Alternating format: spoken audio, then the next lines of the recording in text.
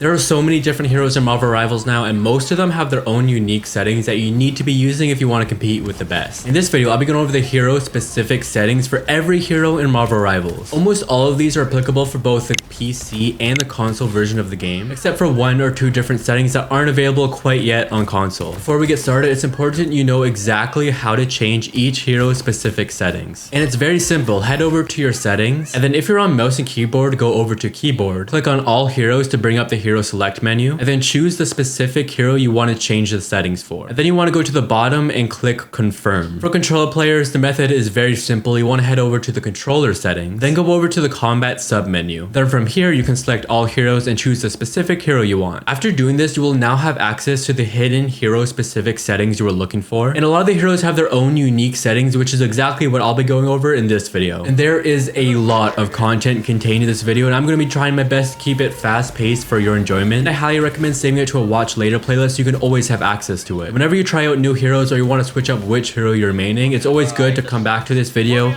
get the right settings so you could play at your best. Then I also have a full settings video on my channel that helped me reach one above all, and feel free to check out that video afterwards if you're interested. I'm going to start out with all the Vanguard heroes, then head over to the Duelist, and then finish it off with the Strategist. And if I don't mention a specific hero in this video, it's simply because they don't have any unique settings. But the majority of the heroes do have them, so chances are you will see your favorite heroes in this video. Starting off with Vanguards, we have Hulk. Now I recommend turning on hold to activate leap. The idea behind this is that whenever you're in a fight, all you want to do is hold down your jump input the entire time, and then as soon as you realize, oh, I need to jump away, all you need to do, you don't need to click or start anything, all you need to do is let go of your jump input and you'll automatically have your leap. This makes your movement a little bit smoother, a little bit quicker. Then he also has his ultimate ability, targeting sensitivity. Now what it does is that the higher you have this, the further away you can be looking from an enemy and still grabbing them using your ultimate. So if you have it on 0, you basically be looking directly at them to grab them, but if you have it all the way up on 100%, you can be looking almost completely away from them and still grab onto them. But whenever you're against heroes like an Iron Man, a Black Panther, any of those heroes that's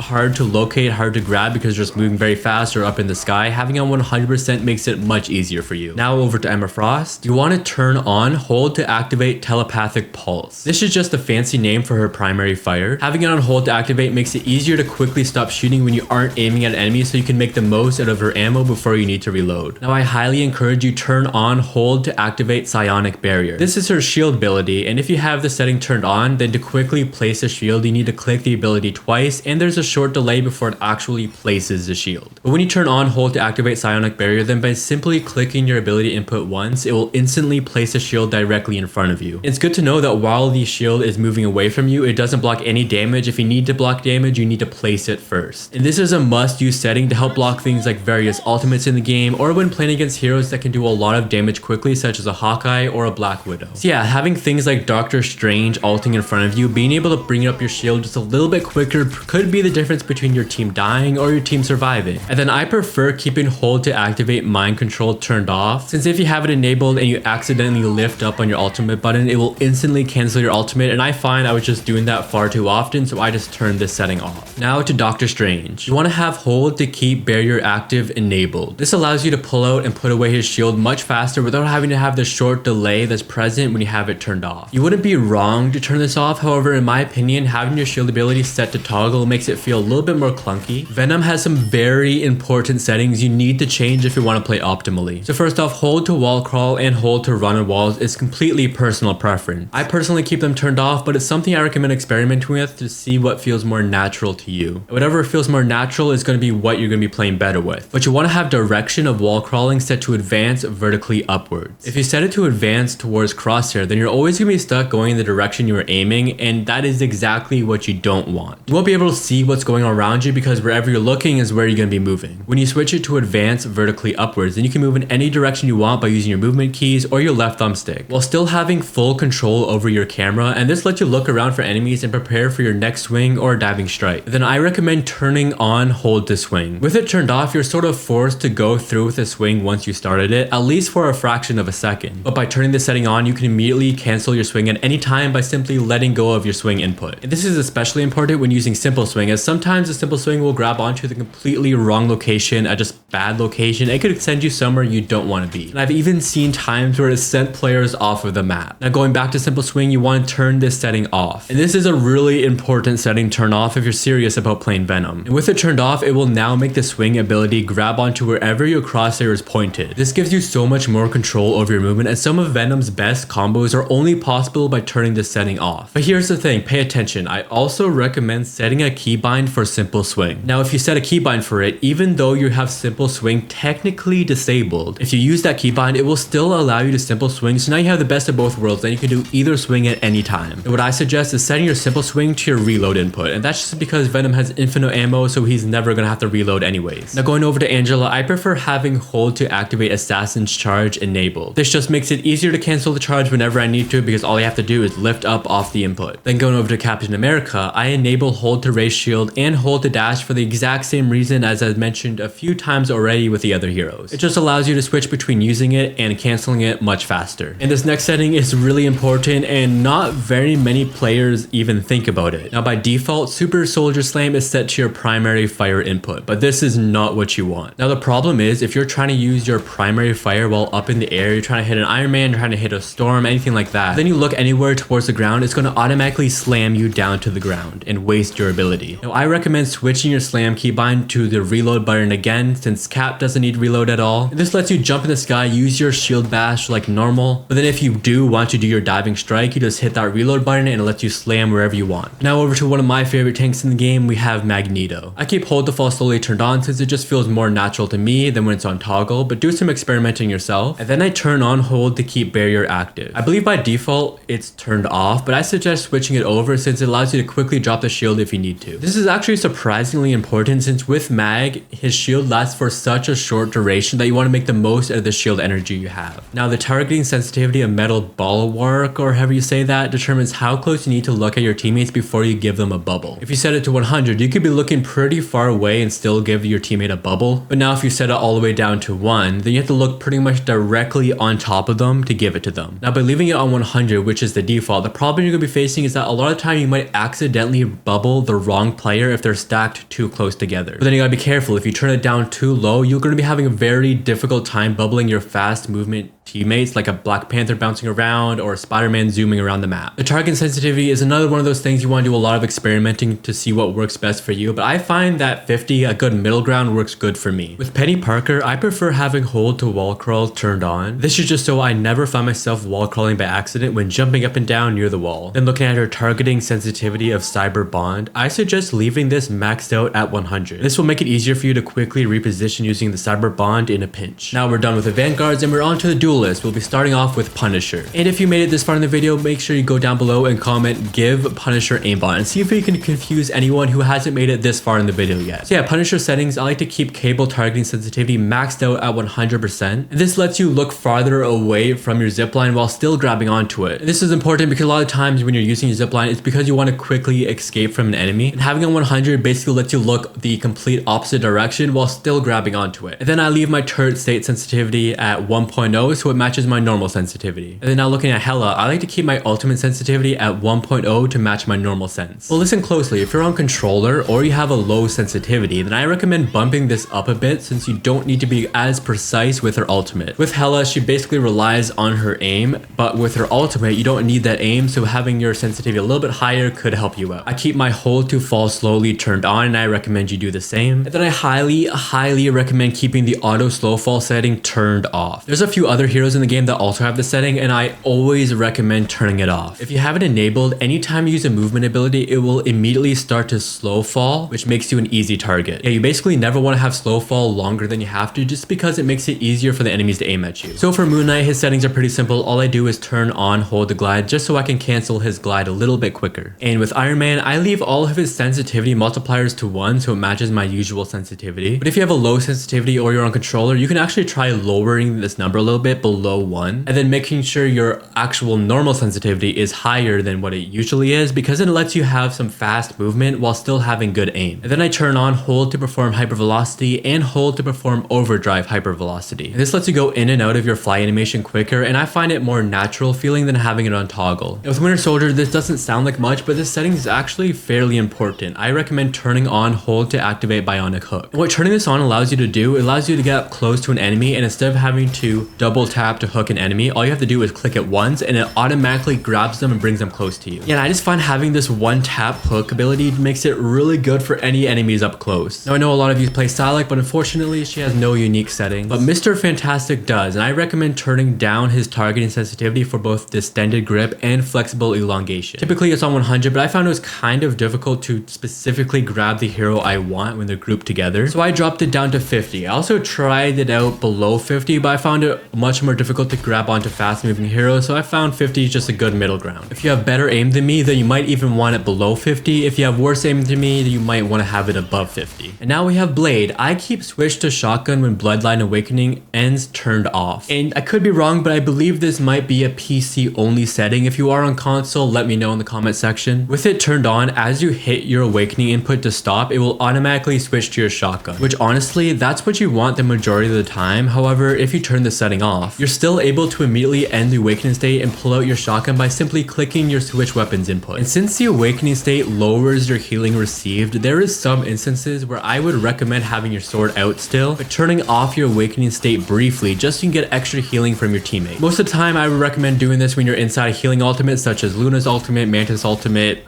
Cloak Dagger's ultimate, all those type of ultimates. Now over to Black Panther. Honestly, I'm terrible at Black Panther. I definitely want to learn him more and get better with him because he looks like a ton of fun, but I just suck with him. Before his settings, I enable hold to climb just so I don't accidentally get stuck in a wall climb. And I also find it makes it easier to quickly jump off a wall, and he is a very movement-based character, so I just find that's a little bit better for me. Now to Spider-Man, and Spidey has a lot of different hero-specific settings. His targeting sensitivity while aloft, you want to keep at 100. It's already incredibly difficult enough to aim with Spider-Man, especially since most Spider-Man players are already using a very high sensitivity. So keeping this setting maxed out will just make your life a little bit easier. And then similar to Venom, if you watched that earlier, I turn on hold to swing because it gives you more control over your movement, and if you ever grab on the wrong location when swinging, you can quickly let go by releasing your swing input. You want to make sure you turn off simple swing, which will now allow you to aim where you're swinging off of with your crosshair. But then you want to set a key input for simple swing, which I recommend having as your reload button, which again, the reload button has no other use for Spider-Man, so it's just a good button to use. I turn on hold to wall crawl and hold to run on walls again for more control over my movement and so I don't accidentally get stuck in a wall climb by mistake. You want to set your direction of wall crawling to advance vertically upwards, which lets you freely move around wherever you want while being able to still move your camera freely and aim at your next target. And then you also want to set your get over here targeting to a keybind that's easier for you to quickly press as needed. Now for Star-Lord, it's personal preference, but I recommend turning on hold to activate rocket propulsion. I personally don't use it just because I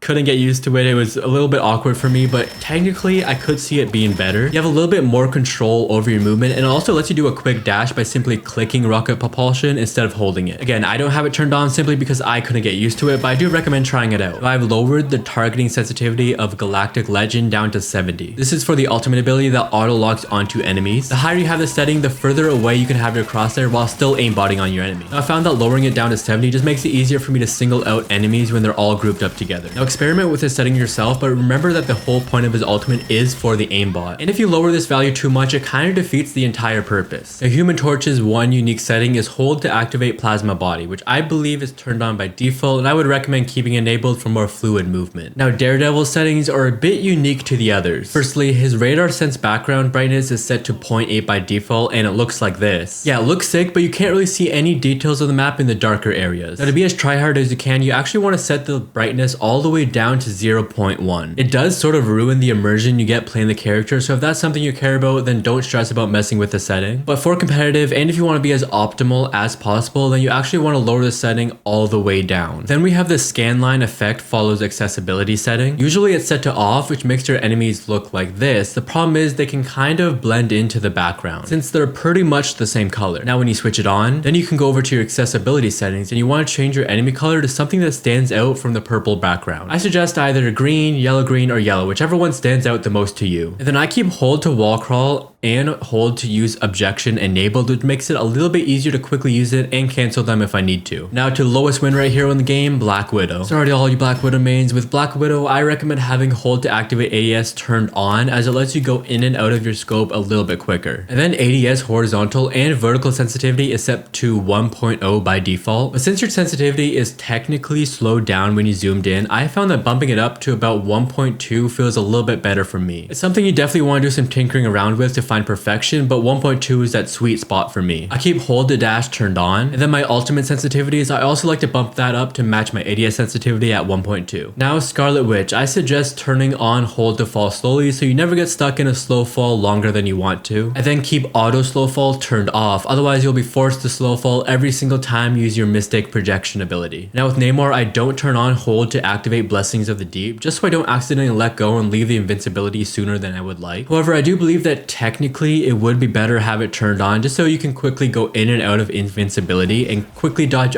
ultimates without wasting any time. But realistically, unless you're a top 0.1% Namor, I doubt keeping this setting turned off will hold you back at all. Then for the same reasoning as Scarlet Witch, I keep hold to fall slowly turned on. Now, if you look at the settings for Iron Fist, I recommend having hold to climb turned off since it makes it easier to jump off the wall, which is important for Iron Fist. And then you want to turn on inverse climb. If you read the little description menu it has, it says it will change the forward direction of wall movement based on key input. Now that is really confusing and I don't really know what that's trying to say, but put simply, it allows you to choose which direction you start your wall run on by also pushing the movement key or your left thumbstick in the direction that you want to go. So you definitely want this setting turned on, and I recommend hopping in the practice range just so you can get a good feel for it before going into a match. Now looking at Phoenix's settings, one of my favorite heroes in the game, you want to have hold to activate Dark Ascent turned on, so you can quickly cancel it whenever you want without having to double tap the ability, which leaves a short delay between each tap. Now Loki has some super important settings you need to change. And even if you don't play much Loki, I think these settings are really important to know. You want to keep Devious Exchange auto select enabled. This allows you to use your exchange ability without having to look directly at your clones, and this makes it easy to instantly exchange to your clone without having to aim at all, and it's just really good when you're getting dove by enemies and you're about to die. Then skipping past the ultimate sensitivity, which I'll go back to in a sec, we have double confirmation for God of Mischief. If you ever played Loki, you know how easy it is to accidentally clone the wrong hero, and cloning the wrong hero can make or break whether you win or lose a team fight. And turning this setting on makes it so when you click on your ultimate, instead of instantly transforming to the hero you're looking at, it shows this little pop-up of the hero you want to transform into, and then you can either confirm or cancel. Then if you ever select the wrong hero, you can easily cancel and it won't use your ultimate. Like going back up to the ultimate ability targeting sensitivity, the lower you set this, the more precise your aim has to be for selecting the hero you want to transform to. It's set to 100 by default, which I found was way too high, and when my teammates or the enemies were stacked together, I was almost always selecting the wrong hero. I dropped it down to 50, which makes it a lot more precise, and you could even lower it even more, but I find that 50 works well because if you ever do find yourself selecting the wrong hero, you could always fall back on that double confirmation. But if you are concerned about any extra delay that comes with double confirmation, if you click your ultimate and the confirmation input at the exact same time, it will bypass it completely with no delay. I turn on healing reticle indicator, and this creates a green indicator around your crosshair every time you heal a teammate, and this simply knows that your healing is actually hitting them. Now with Cloak and Dagger, I leave the healing reticle indicator turned off. I find that since your healing sort of auto locks on teammates you're looking at, there isn't much use of having it on, and using it just makes more extra clutter on your screen that can be distracting. And Jeff also has some pretty important settings. I've done some experimenting with him, and I prefer to have hold to dive, hold to wall crawl, and exit riding all disabled. I feel like having them on hold just gets really uncomfortable and annoying after some time, so having it on toggle just works better for me. I set my direction of wall crawling to advance vertically upward. I've heard of some other players preferring advance towards crosshair on Jeff, and they say it gives you better movement. However, I find that advance vertically upwards feels way more natural to me. And to make it clear, this setting doesn't mean you can only wall climb straight up and down. You can still move in any direction you want by using your movement keys or your left thumbstick. Then I like to keep Jeff's healing reticle indicator turned off, but I do see some use for having it turned on